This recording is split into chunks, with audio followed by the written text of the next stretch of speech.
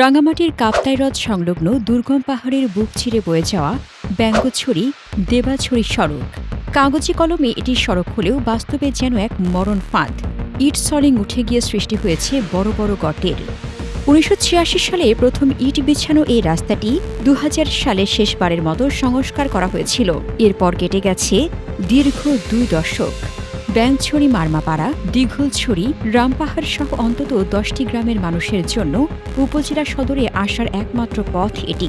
কিন্তু জরাজীর্ণ দশায় এখন কৃষিপণ্য বাজারজাত করা কিংবা অসুস্থ রোগীকে হাসপাতালে নেওয়া সবই যেন অসাধ্য হয়ে দাঁড়িয়েছে। শনিবার, বুধবার প্রত্যেক সপ্তাহে 2 বার বাজার হয়। এখানকার এলাকার মানুষরা এই রাস্তাঘাট খারাপের কারণে অনেকটা ভোগান্তি ভুগছি আমরা। আমরা এই রাস্তাটা হওয়ার জন্য একটু জোরপূর্বক এলাকাবাসী জানাচ্ছি, যেহেতু আমরা আমাদের এখান থেকে বড়ছড়ি বাজার, কাপ্তাই বাজার যেতে একটু অসুবিধা হয়। এই রাস্তার কারণে আমরা অনেকটা গাড়ি ভাড়া বৃদ্ধি দিতে হচ্ছে আমাদের। কাপ্তাই থেকে 5 কিলোমিটার দূরে আমরা যাতায়াতের অসুবিধা হয়। বেশিরভাগ বৃদ্ধ মহিলা অসুখ বিসুখ হলে নিয়ে যাবার অনেক কষ্ট। এখন নিয়ে যাতে রাস্তাটা একটু ভাঙ্গাচুরা, রাস্তাটা একটু ভালো হলে একটু ভালো হয় আর কি। আমাদের এই রাস্তাটার যে অসুবিধার কারণে আমাদের যাতায়াত অসুবিধা হচ্ছে। যদি আমাদের রাস্তাটা যদি মেন রোডের মতো যদি পিচঢালা হয় তাহলে আমাদের এই গ্রামবাসীর অনেক সুবিধা ভোগ করবে। তারপরে এখানকার গর্ভবতী মহিলা যদি থাকে তখন আমাদের হাসপাতালে নিতে অসুবিধা হয়। সবচেয়ে বেশি বিপাকে পড়েছেন পরিবহন শ্রমিকরা। প্রতিদিন গাড়ি মেরামত আর অতিরিক্ত জ্বালানি খরচে দিশেহারা তারা। সমস্যা আমার যাওয়া আসা, আমার বর্ষা দিন হলে তো আমার রোড এখানে ভাঙে যায়, ওখানে নষ্ট হয়ে যায়। তাহলে যেমন আমরা ওইখানে যে পাহাড় থেকে যে আমরা মারার দৈন্য ভাতা আর ইন্দেহ খেলা শাক সবজি ওগুলা কিন্তু আমার বাজারে নিতে আমার তা কিন্তু অসুবিধা, কষ্ট বেশি। আমার যে দরকার এই খরচের দরকার, মানে এই রাস্তাটা আমার পিচঢালাই দরকার আমার।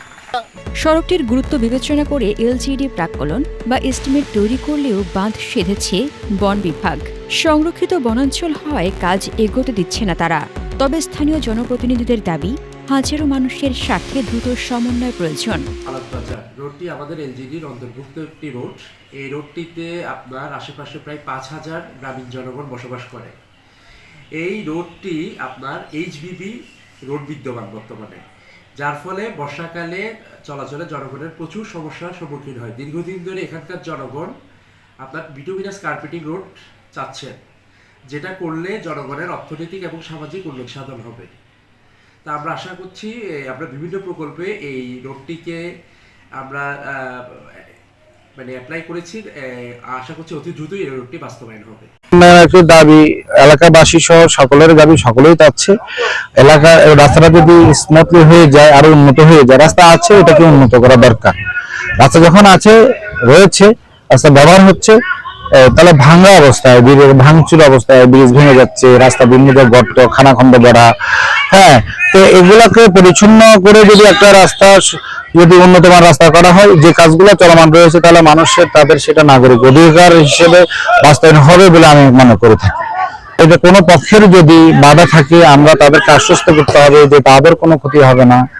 বনের যদি কোনো আশঙ্কা থাকে, তাদেরকে আশ্বস্ত করতে হবে এখানকার যাতায়াত বা পরিবহন মধ্যে তাদের কোনো ক্ষতি হবে না। তো আমরাও আশ্বস্ত করতে চাই। আমরা চাই সরকারি বিভিন্ন বিভাগ এবং জনগণ একসঙ্গে কাজ করুক, একসঙ্গে বসবাস করুক। কারণ তার এখানকার জীববৈচিত্র্য রক্ষা, বন বিভাগ রক্ষা, মানুষের জীবন মান উন্নয়ন সবকিছু একসঙ্গে আমাদের চলতে হবে, একসঙ্গে রাখতে হবে। সকলকে নিয়েই কিন্তু একটি রাষ্ট্র।